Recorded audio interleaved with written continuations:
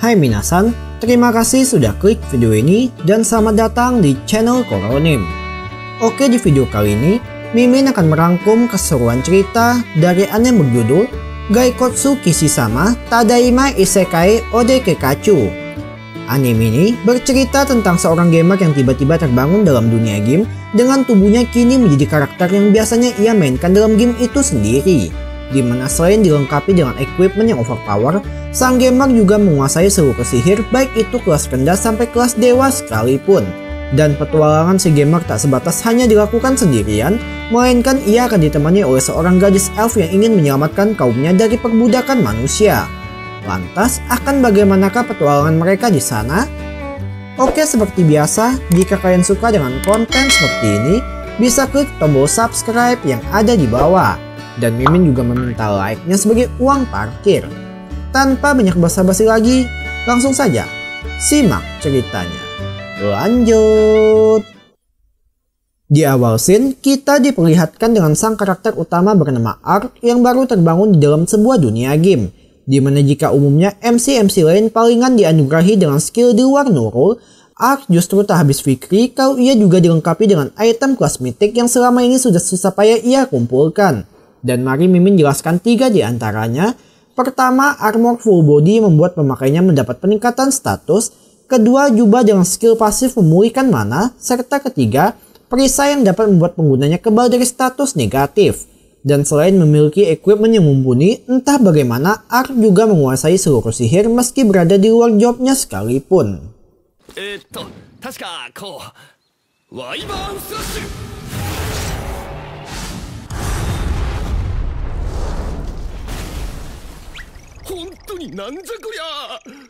Lantas, karena terlalu merepotkan jika harus memanjat menuruni gunung, Ark pun menggunakan sebuah skill teleportasi jarak pendek hingga tak butuh waktu lama ia dapat dengan mudah sampai di sebuah aliran sungai guna melihat wajah di balik armornya.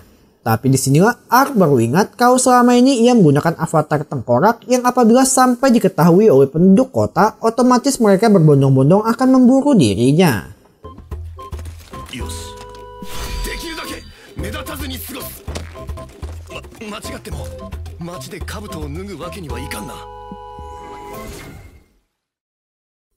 Singkat cerita, sesampainya di kota, Ark yang notabene adalah seorang player veteran pun langsung menuju guild guna mencari pekerjaan sekaligus mengumpulkan informasi.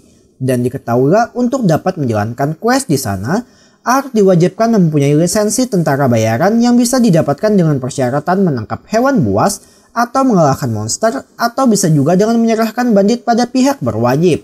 Dan Mimin singkat saja, setelah mengalahkan beberapa ekor hewan buas serta hendak kembali untuk menyerahkannya, perhatian Ark tak sengaja teralihkan oleh suara teriakan yang rupanya berasal dari seorang gadis bangsawan bersama pelayannya yang hendak digilir paksa oleh sekelompok bandit.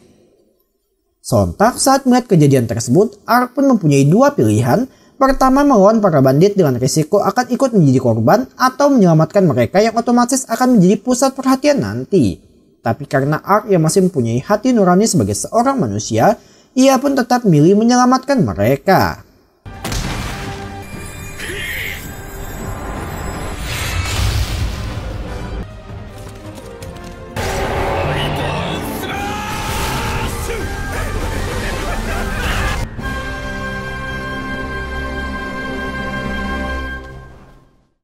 Nah, sembari sang bangsawan bersama pelayannya sibuk membenahi pakaian mereka, Ark yang juga adalah seorang manusia yang tak luput dari dosa pun sengaja curi-curi kesempatan untuk menjarah harta benda dari para perampok tersebut.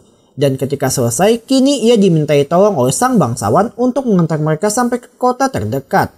Tapi mungkin karena kagum dengan aksi heroik Ark tadi, gadis itu tak henti-hentinya melirik ke arah dirinya.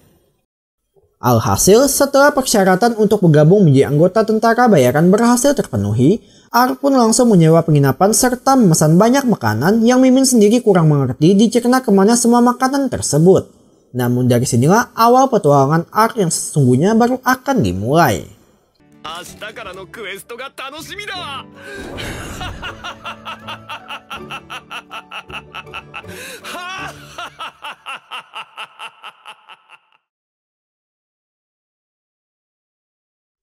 Setelah kejadian itu, terlihat Ark yang tengah berjalan menuju sebuah desa guna dapat menyelesaikan misi. Dimana karena sifat Ark yang tak mau terlihat menonjol di hadapan publik, ia pun sengaja memilih misi yang bayarannya bisa dibilang sangat rendah atau secara spesifik, Ark ditugaskan mengawal seorang gadis bernama Marka untuk mencari tanaman herbal di hutan. Oke, sedikit info mengenai gadis penyewa jasa Ark kali ini. Marka adalah seorang anak tertua dengan hanya memiliki seorang adik dan tinggal bersama ibunya yang setiap subuh selalu berangkat kerja untuk menghidupi mereka. Dan demi meringankan beban sang ibu, Marta bermaksud mengumpulkan tanaman obat di hutan berkat pengetahuan dari mendiang sang ayah dulu.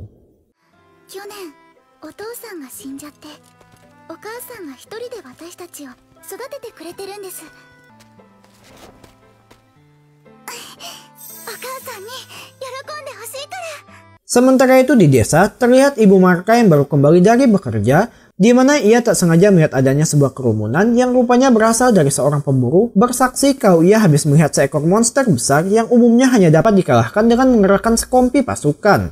Itu pun masih akan makan banyak korban jiwa. Dan parahnya, ada seorang atuk-atuk cepu yang bilang pada ibu Marka kalau putrinya sedang berada di hutan bersama dengan seorang kesatria. Kembali ke Ark bersama Marka, di mana petualangan mereka di hutan tampak berjalan mulus, sampai mendadak terdengar bunyi gerasak-gerusuk di semak yang rupanya diakibatkan oleh seekor hewan sejenis musang yang kakinya sedang terluka. Lalu melihat hal tersebut, Ark pun merapalkan sihir penyembuh yang dengan sekejap mata berhasil menutup luka dari makhluk tersebut.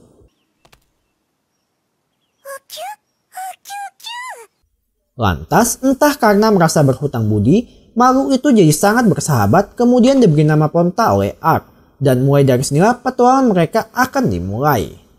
Kemudian saat masuk semakin dalam ke hutan, insting Ponta terhadap bahaya mendadak aktif, dan saat itulah mereka bertemu dengan seekor monster yang diceritakan oleh pemburu di desa tadi. Sontak, meski Ark memiliki perlengkapan serta skill di luar Nurul, sang pengarang sengaja memperpanjang durasi battle supaya terkesan lebih epik, dengan pertama-tama membuat Ark mengamati pola serangan musuh terlebih dahulu. Di mana lawan kali ini selain memiliki daya serang yang cukup kuat, ia juga dapat menyemburkan nafas beracun tapi masih tidak berpengaruh berkat perisai Ark yang dapat menetralkan status negatif. Kemudian karena dirasa data dari sang monster sudah terkumpul, disinilah Ark melancarkan serangan balasan.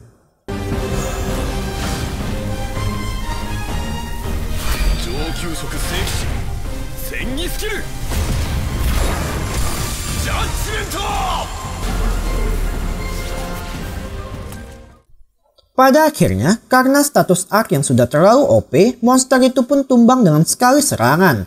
Dan Ark juga berhasil mengantar Marka pulang dengan selamat kepada ibunya.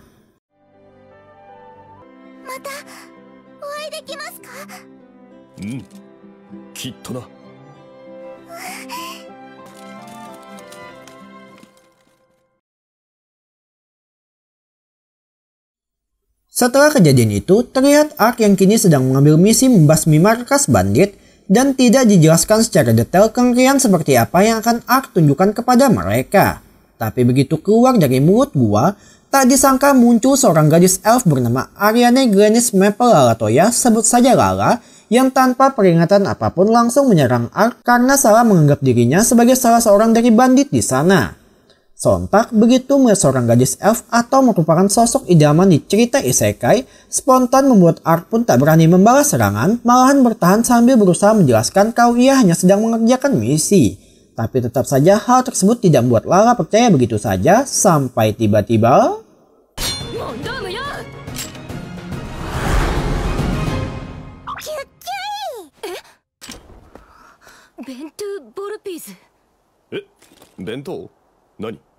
Dijelaskan, alasan Lala bisa sampai berada di sana adalah demi menyelamatkan saudara sebangsanya yang ditangkap paksa untuk diperdagangkan sebagai budak.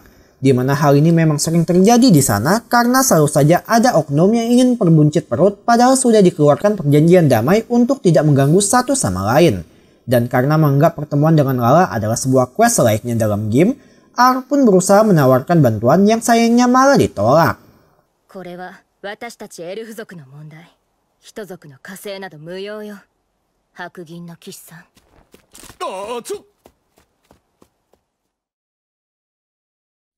Keesokan harinya, terlihat Ark yang tengah menjelajahi hutan bermaksud mencari tempat tinggal dari elf kemarin. Tapi tak disangka, ia justru melihat sekelompok manusia yang sedang memburu elf, tak peduli meski mereka masih kecil sekalipun. Dan inilah bebenguk pemimpin dari para pemburu elf, yakni seorang anak pejabat yang memiliki hobi menyiksa elf tangkapannya. Sontak sebelum aksi mereka semakin bertambah parah, Ark pun bermaksud menyelamatkan gadis elf yang dikurung, tapi mendadak ia keduluan oleh Lala yang tanpa pugu-pugu langsung maju melawan mereka. Sebenarnya, meski harus seorang diri sekalipun, Lala dapat dengan mudah menghadapi kelompok pemburu itu, namun masalahnya mereka memiliki sandera hingga terpaksa membuat Lala jadi tak berani melawan lalu hendak ditangkap. Tapi tiba-tiba...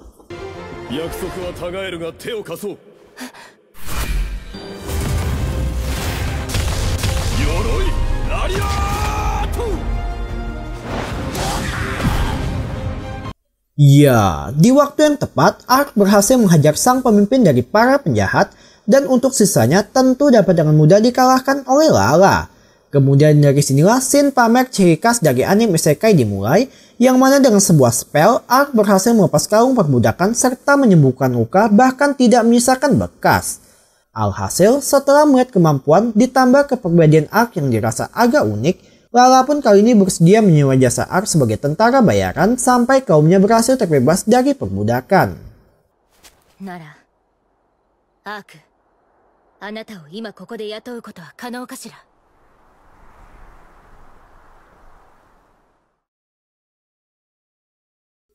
Pertama-tama, sebelum memulai misi penyelamatan, Lala pun mempertemukan Ark dengan rekan sama elf yang bertugas sebagai seorang informan.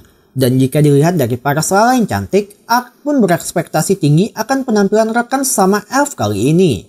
Namun tanpa diduga, ternyata sang rekan adalah seorang pria bernama Danka yang memiliki tatapan setajam silet. Lantas, agar obrolan dirasa lebih nyaman, mereka pun pergi ke bar untuk makan sekaligus berdiskusi mengenai target selanjutnya.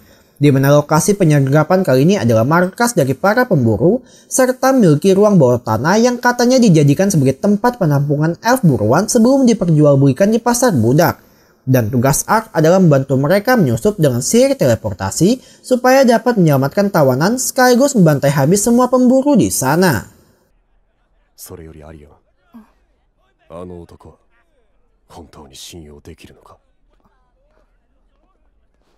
Hai. Singkat cerita, saat malam dimulailah misi penyelamatan mereka, dan berhubung Ark mampu berteleportasi jarak pendek, tentu tak sulit baginya untuk sekedar menyusup apalagi masuk melalui salah satu jendela yang terbuka. Kecuali sedikit hambatan dari Lala yang tubuhnya tersangkut di jendela karena bodi yang terlalu montok.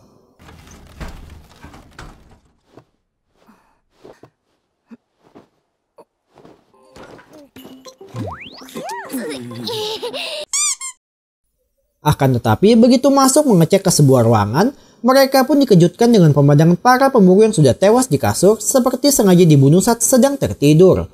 Dan melihat hal tersebut, mereka pun lalu memutuskan untuk berpencar, yang sialnya Ark yang justru bertemu dengan sang assassin, yakni seorang gadis ninja setengah hewan bernama Chiyomi. Sontak sedikit terjadi aksi saling serang di antara mereka, sampai semua itu lagi-lagi terhenti ketika Chiyomi melihat Ponta menempel pada Ark dan menganggap kesatria tersebut bukanlah penjahat karena bisa sampai ditempeli oleh makhluk suci seperti Ponta. Dan sebagai permintaan maaf karena telah asal menyerang, Chiyomi memberikan sebuah gulungan serta informasi akan keberadaan elf lain yang ditahan di rumah penguasa kota.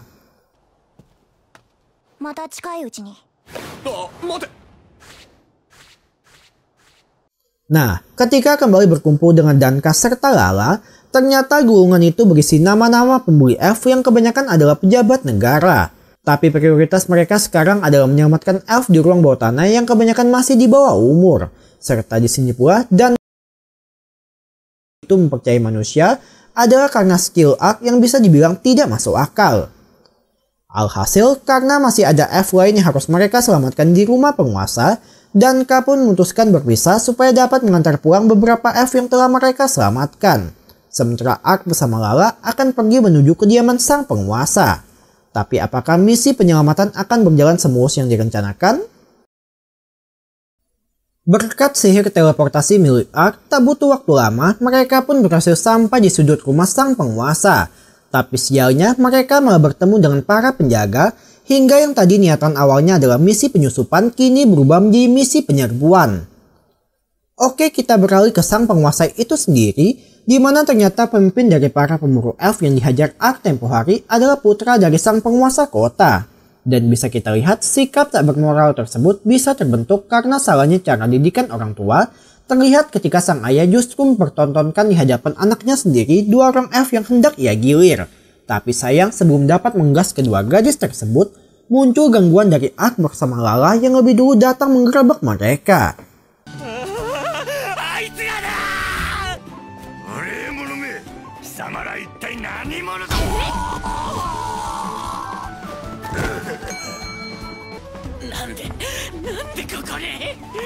Nah, sembari Lala sibuk menghajar sang penguasa, Ark justru tak sengaja menemukan ruang rahasia yang ternyata berisi harta kekayaan milik pejabat korup tersebut.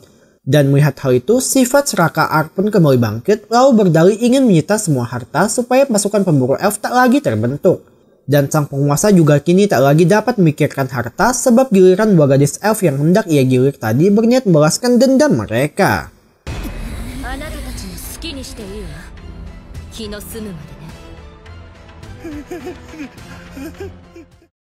Kemudian setelah berhasil menyelesaikan misi mereka, sesuai kesepakatan di awal, Ark pun mendapat bayaran sesuai dengan tarif yang telah disepakati. Dan entah mungkin karena merasa Ark adalah sosok yang bisa dipercaya, Lala lalu menawarkan perpanjangan kontrak serta mengundang Ark datang ke desa utama mereka. Sontak karena paham perjalanan mereka akan panjang dan tak mungkin juga Ark harus selalu menutup wajahnya, pria itu pun jujur kalau ia bersedia menerima tawaran apabila Lala tak keberatan dengan sosok yang ada di balik topengnya. Tapi apa kalian bisa menebak bagaimana reaksi dari gadis elf tersebut?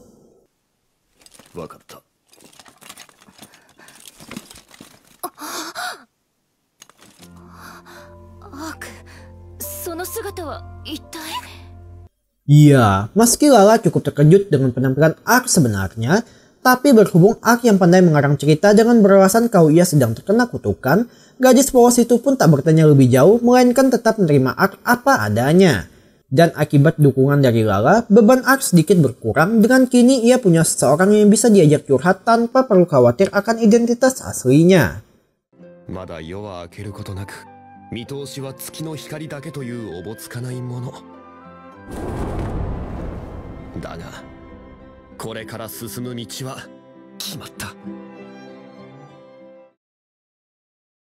Oke, kita beralih ke istana kerajaan, tapi pertama-tama mari Mimin perkenalkan dengan putra-putri dari sang raja, dimulai dengan pangeran pertama bernama Sek, kemudian pangeran kedua bernama Dakares, serta ada juga putri ketiga bernama Yuriana, di mana mereka tengah berdiskusi terkait berita penyerangan yang dilakukan oleh bangsa elf terhadap salah satu bangsawan mereka.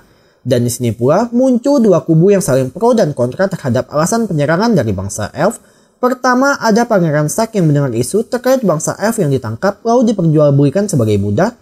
Kemudian ada Pangeran Dakares yang menyangkal hal tersebut dengan menganggap rumor tersebut hanya sebatas kabar burung semata. Sedangkan Yuriana masih bersikap netral karena belum mendapat bukti untuk memastikan opini mana yang benar.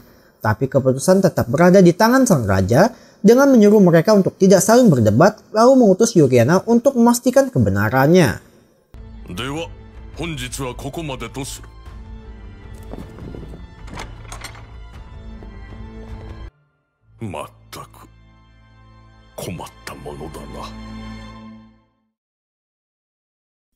Kembali ke Ark bersama Lala yang akhirnya sampai di kampung halaman Lala. Tapi tak seperti desa pada umumnya, desa itu lebih terlihat seperti benteng yang memiliki banyak barikade. Serta Ark juga diminta menunggu di luar sampai Lala berhasil mendapatkan izin agar Ark dibolehkan masuk ke dalam. Akan tetapi dari siang Ark menunggu, Lala tak kunjung kembali dan ketika fajar gadis elf itu baru mendapatkan izin. 行きましょうか。 Lantas, latar berpindah ke depan rumah Lala, dan mari Mimin memperkenalkan dengan keluarga dari gadis elf tersebut. Pertama ada sang ibu bernama Glenis, serta sang ayah sekaligus kepala desa bernama Dylan. Lalu selayaknya seorang tamu, Ark pun dipersilakan masuk, bahkan ia juga disambut dengan baik, terbukti ketika mereka tak keberatan mengajak Ark makan malam bersama, meskipun sudah dijelaskan wajah aslinya yang adalah seorang skeleton. いただきます。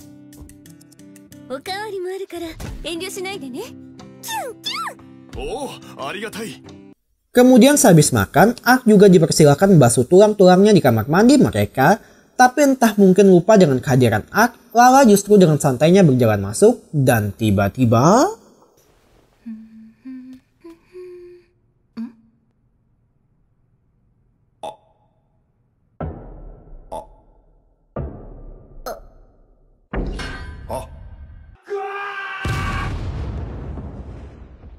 Nah, dalam rangka supaya dapat lebih banyak membebaskan bangsa mereka yang masih menjadi tawanan, Dylan pun bersedia menyewa jasa Ark secara resmi meski tak dapat membayarnya dalam jumlah besar. Tapi sebagai gantinya, ia akan memberikan informasi tentang sebuah danau ajaib yang katanya dapat menghilangkan berbagai kutukan. Dan untuk dapat masuk ke sana, diperlukan izin khusus dari seekor naga raksasa penghuni tempat tersebut. Meski Ark sendiri sadar kalau cerita soal kutukan terhadap dirinya adalah bohongan semata, tapi Ark sendiri cukup penasaran apa jadinya jika ia menggunakan sihir anti kutukan kepada dirinya. Dan apakah sihir tersebut dapat bekerja untuk seorang skeleton? Anti card. Hah? Oh? Oh? Sayangnya, keinginan Ark untuk dapat memiliki rudal harus kandas karena tak lama setelah merapalkan sihir, tangannya kembali berubah menjadi tulang sehingga satu-satunya harapan yang Ark miliki tinggal rawa ajaib yang mungkin dapat membuat tubuhnya menjadi manusia. Dan untuk sekarang, Ark pun hanya bisa terus berulang merapalkan sihir, siapa tahu mungkin akan terjadi keajaiban.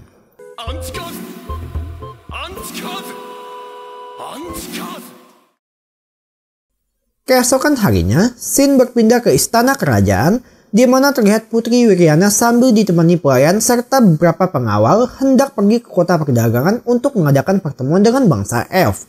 Tapi bisa kita lihat ada salah seorang pengawal yang gerak-geriknya cukup mencurigakan seperti sedang memberi kode pada seseorang.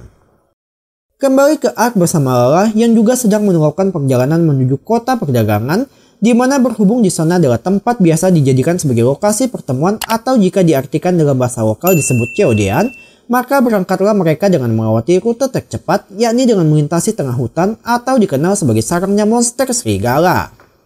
Sebenarnya ada dua alasan mereka sengaja memilih rute itu. Pertama memang agar lebih cepat sampai, kedua adalah berniat mengkuliti monster serigala yang bulunya ingin dijadikan Lala sebagai kerudung untuk hadiah pada sang kakak yang akan segera menikah. Dan tampaknya mereka tak perlu repot-repot mencari sebab monster serigala itu sendiri langsung mendatangi mereka.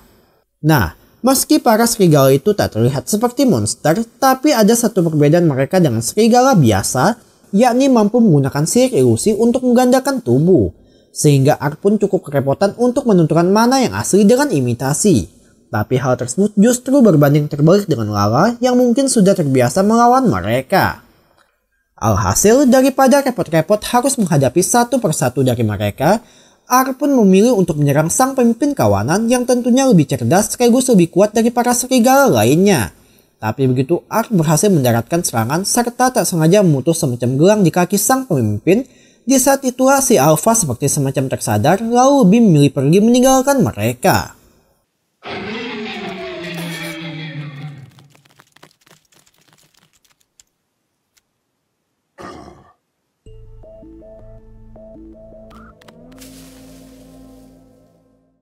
Lantas, berhubung Lala berhasil mengalahkan beberapa ekor serigala, ia pun minta sedikit waktu pada Ark agar dapat mengkuliti mereka. Dan tentunya Ark tak keberatan akan hal tersebut.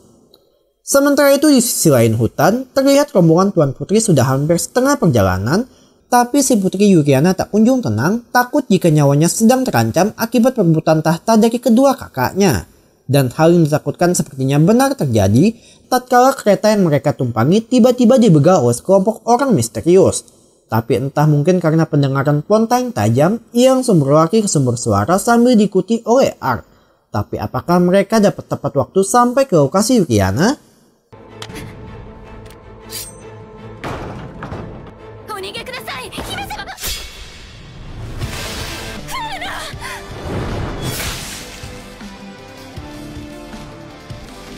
Sayang sekali, Ark terlambat mencegah aksi para pembunuh tersebut karena begitu sampai di lokasi, ia hanya dapat meratapi 2 orang gadis serta beberapa pengawal yang sudah terbujur kaku. Dan ketika Ark ingin membalas perbuatan mereka, mendadak muncul pasukan serigala tadi sehingga tak butuh waktu lama semua pembunuh kiriman pun berhasil teratasi. Nah, karena tak tega membiarkan mereka mati layaknya tikus jalanan, Ark pun menggunakan sihir regenerasi atau sihir yang dapat menutup luka bahkan membangkitkan orang mati dengan syarat belum terlalu lama serta tidak menerima banyak luka. Dan untungnya sihir tersebut berhasil membangkitkan Putri Yuriana serta beberapa orang pengawalnya meski ada juga yang tidak berhasil diselamatkan.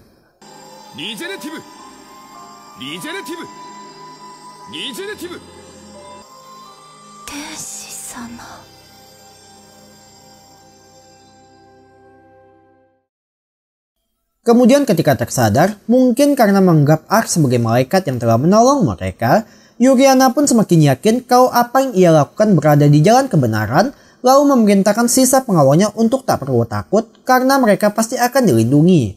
Dan pidato tersebut diam-diam ikut disaksikan oleh Ark, meski dalam hati ia yakin apa yang telah ia lakukan hari ini pasti akan mengubah sejarah.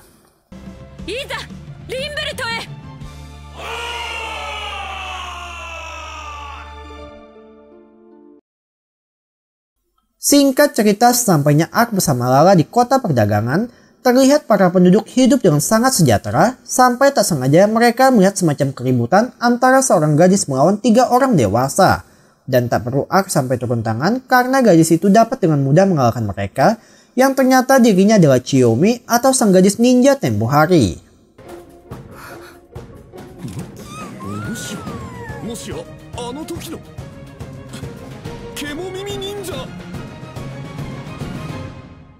Lantas, agar pembicaraan jadi lebih nyaman, mereka pun pindah ke kamar penginapan dan pertama-tama Chiyomi mulai bertanya pada Ark kenapa ia bisa mengetahui kata ninja yang umumnya hanya diketahui oleh klan mereka saja pada zaman tersebut. Dijelaskan, leluhur Chiyomi ternyata juga adalah seorang manusia isekai bernama Hanzo yang hidup 600 tahun yang lalu, di mana dirinya telah dianggap sebagai sosok pahlawan karena telah menyelamatkan bangsa setengah hewan dari kejamnya perbudakan. Tapi tetap saja selalu muncul oknum yang ingin meraup keuntungan dengan tega merebut kebebasan orang lain bahkan tanpa ragu membuang hati nurani mereka. Dan alasan Chiyomi mengajak Ark serta Lala bicara adalah demi dapat meminta bantuan mereka supaya mau menyelamatkan bangsanya.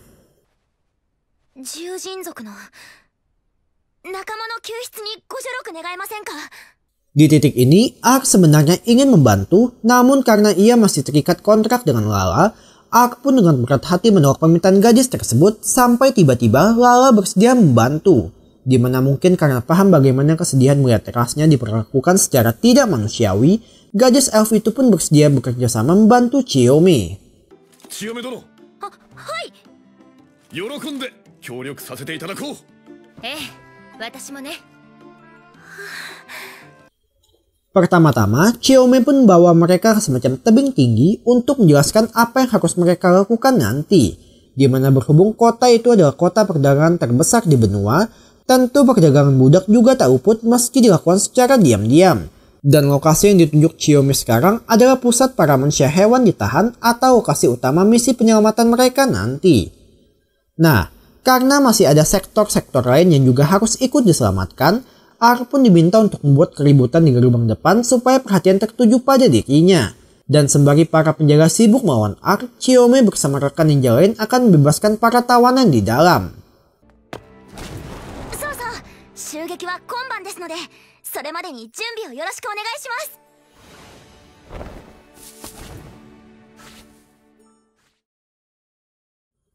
Tentu, dalam melakukan sebuah operasi besar diperlukan persiapan yang matang dan terencana.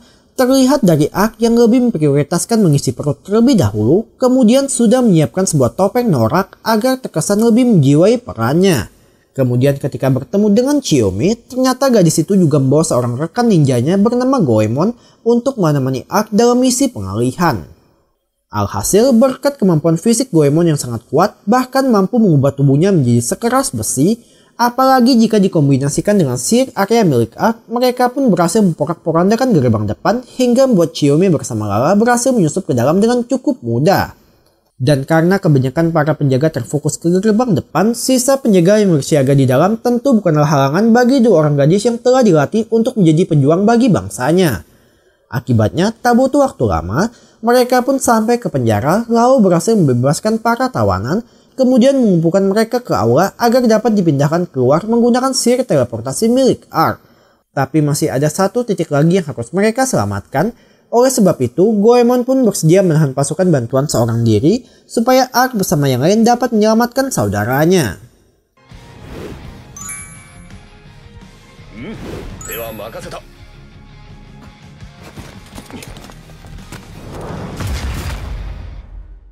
Sementara itu di lokasi berbeda, bisa kita lihat Dakares atau bisa dibilang mafia perbudakan tengah panik karena mengetahui sumber dana gelapnya sedang diserang oleh kelompok misterius. Dan tanpa pikir panjang, Pangeran Serakai itu pun langsung memerintahkan ajudannya untuk mengerahkan seluruh pasukan demi dapat mempertahankan bisnis gelapnya.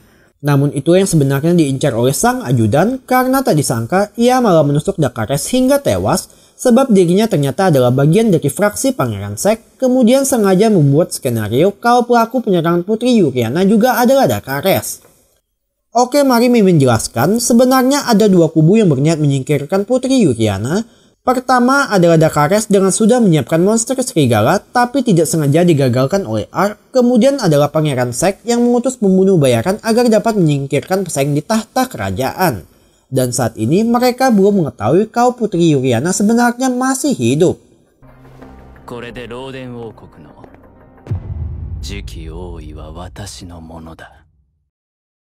Kembali ke Ark and the Gang yang akhirnya sampai di sel para tawanan, tapi disitulah mereka mulai mencium bau busuk yang ternyata berasal dari mayat manusia setengah hewan akibat sakit atau luka yang sama sekali tidak diobati. Dan bagi gadis di usia belia seperti Chiyomi yang harus menyaksikan kejamnya perbuatan manusia, ia pun hanya dapat bersumpah untuk menjadi semakin kuat agar hal serupa tak kembali terulang.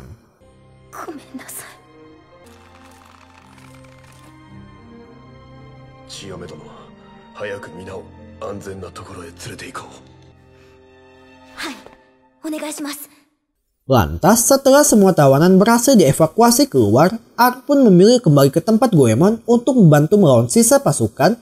Bahkan ia juga kembali dengan membawa jasad para manusia hewan agar dapat dimakamkan secara layak. Contohnya dengan dikremasi menggunakan sihir api milik Lala.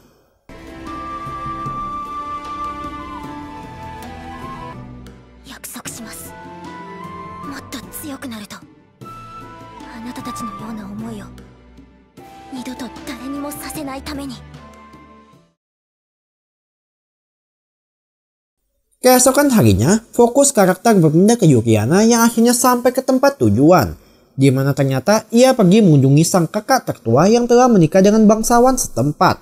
Tapi begitu Yuriana mendengar kabar kalau Dakares telah tewas dibunuh, ditambah Sek belum mengetahui jika dirinya masih hidup, Tuan Putri itu pun berniat memanfaatkan hal tersebut agar dapat memberikan situasi sekarang.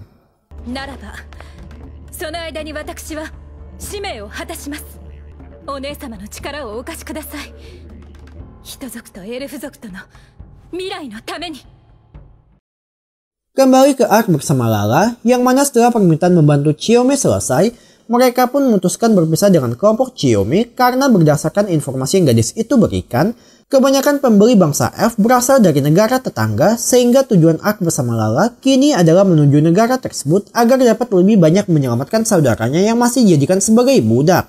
Dan lawan seperti apakah yang akan menanti mereka di sana?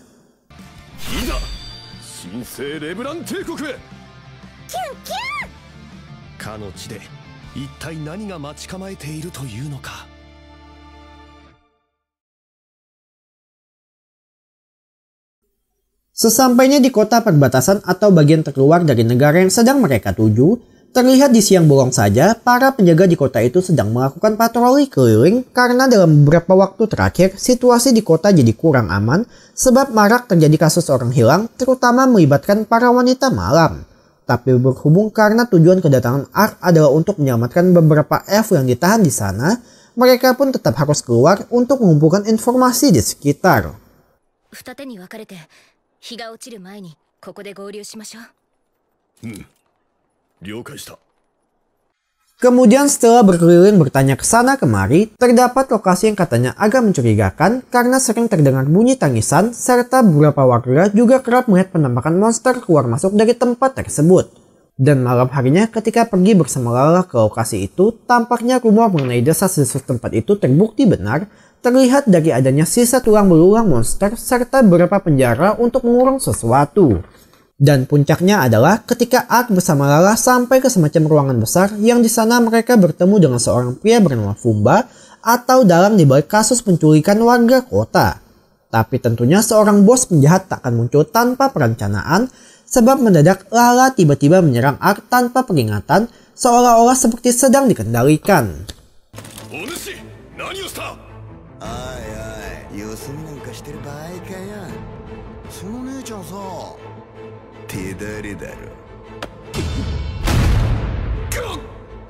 Sontak, ARK pun berusaha bertahan untuk tidak membalas serangan, yang mana ia terus berupaya menyadarkan Lala menggunakan sihir anti kutukan meski tampaknya tidak bekerja. Namun begitu ARK menyadari adanya sebuah kejanggalan, ia langsung meminta bantuan Ponta sehingga Lala pun dapat kembali disadarkan.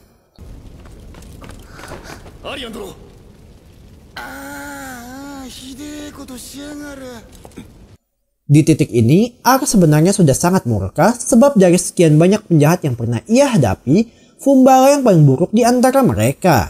Di mana tak hanya menggunakan monster untuk meneror warga, pria itu juga mengaku kalau semua elf yang dikirim ke sana telah ia jadikan pakan untuk monster peliharaannya.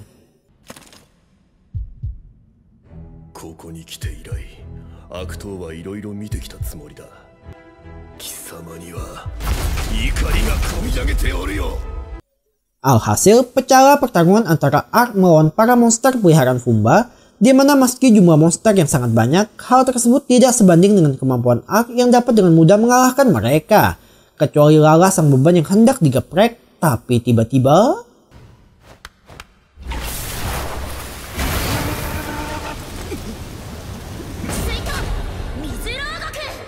Ya, beruntung di waktu yang tepat datang Chiyome bersama Goemon serta para ninja lain memberikan bantuan pada mereka sehingga hal tersebut sedikit membuat Fumba kena mental. Namun mendadak terjadi gempa hebat yang membuat langit-langit mulai runtuh hingga maksa ARK untuk segera berteleportasi keluar. Tapi ternyata penyebab gempa itu diakibatkan oleh monster terkuat peliharaan Fumba, yakni seekor Hydra berkepala 5. Nah, bagi para pecinta film mitologi Yunani tentu sudah tak asing dengan sebutan Hydra atau monster yang dikenal memiliki banyak kepala dengan kelebihan memiliki kemampuan regenerasi tidak terbatas. Apalagi karena sekarang makhluk itu sedang dikendalikan oleh Fumba yang notabene adalah penjahat kelas kakap, ia pun langsung menargetkan serangan pada ARK di luar.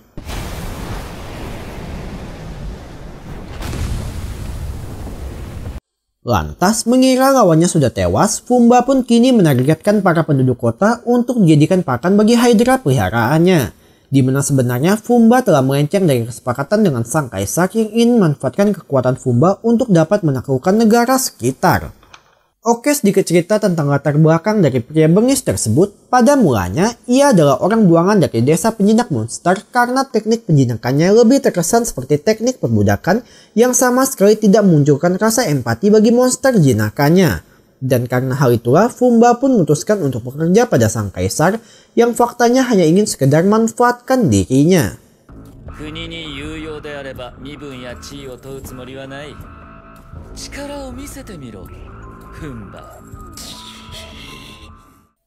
Kembali ke cerita, beruntung berkat perisai legendaris milik ARK, serangan dari monster itu pun berhasil ditahan, sekaligus membuat Lala terbangun, yang mana rupanya sejak dikendalikan oleh Fumba, ia ingat betul semua yang terjadi, termasuk perkataan pria itu terkait dirinya yang menjadikan para elf makanan untuk monster peliharaannya.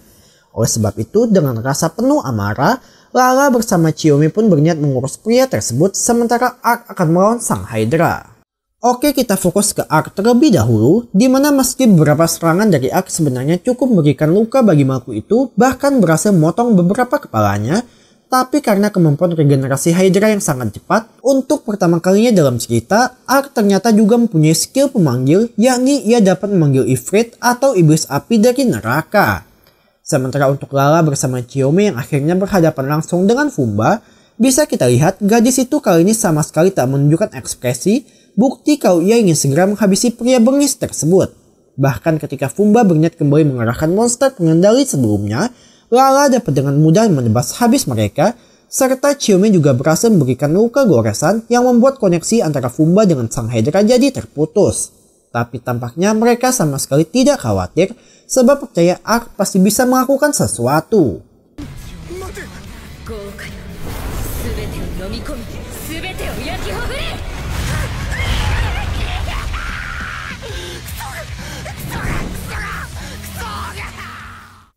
Kembali ke Ark, berhubung karena tingkatan antara monster dengan iblis saja sudah berbeda, bisa dipastikan Hydra peliharaan Fumba bukanlah tandingan bagi Ifrit yang hanya dengan sekali serangan berhasil memberikan luka fatal bagi makhluk tersebut. Tapi puncaknya adalah ketika Ark melempar makhluk itu ke langit agar dapat dibakar habis oleh Ifrit.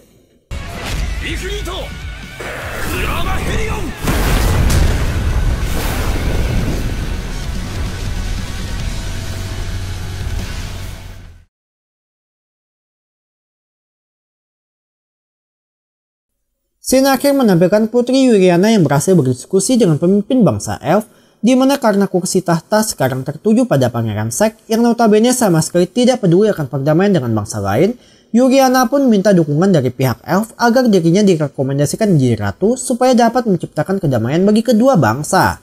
Terlebih, ia ingin agar manusia dan Elf dapat hidup secara berdampingan. Sementara untuk Ark bersama Lala dan Chiome, kali ini tujuan petualangan mereka adalah danau ajaib yang dapat menyembuhkan segala kutukan. Sekaligus di situ pula, Ark akhirnya membongkar identitas aslinya pada Chiome yang refleks langsung ketakutan. Tapi petualangan mereka masih akan terus berlanjut. Tamat. Oke minasan, cukup sekian alur cerita dari anime berjudul Geikotsu Kishisama wo Tadaima Isekai Ode Kakechu kali ini. Jangan lupa untuk terus dukung channel ini dengan cara klik tombol subscribe, like, komen, serta share yang ada di bawah. Sore dewa. Matane.